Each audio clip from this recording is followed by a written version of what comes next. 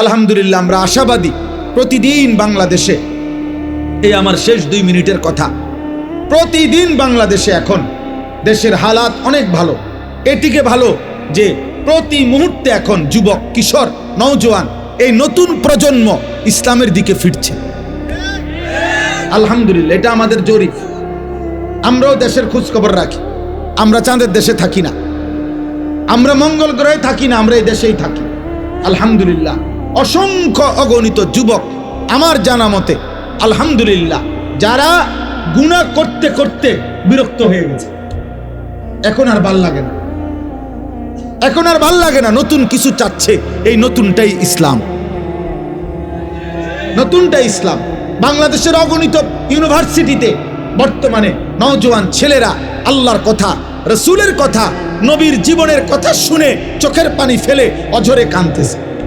এই সেদিন সারা পৃথিবী দেখছে নর্থ সাউথ ইউনিভার্সিটির ছেলেরা রাসূলুল্লাহ সাল্লাল্লাহু আলাইহি সাল্লামের সিরাত জীবনের কথা শুনে হলে উপস্থিত মঞ্চে অঝরে বাচ্চার মতো কাঁদছে।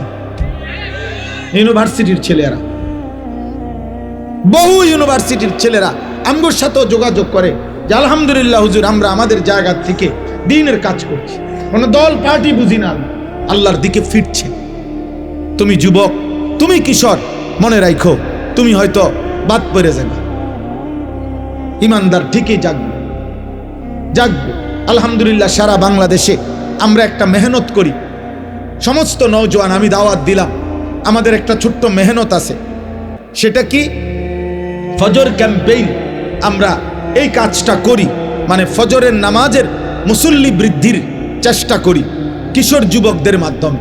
কিশোর যুবক বর্তমান সময়ে ফজরের নামাজে তাদেরকে উপস্থিত করাবার চেষ্টা খুব করা উচিত, খুব করা। এই জন্য আলহামদুলিল্লাহ এখন ব্যাপকভাবে আমরা চেষ্টা করি, বলি যে একজন যুবক, একজন কিশোর, তুমি সিদ্ধান্ত নিবা যে আমি ফজরের নামাজ পড়ব, আমার একজন বন্ধুকে ফজরের নামাজের জন্য উঠাবো।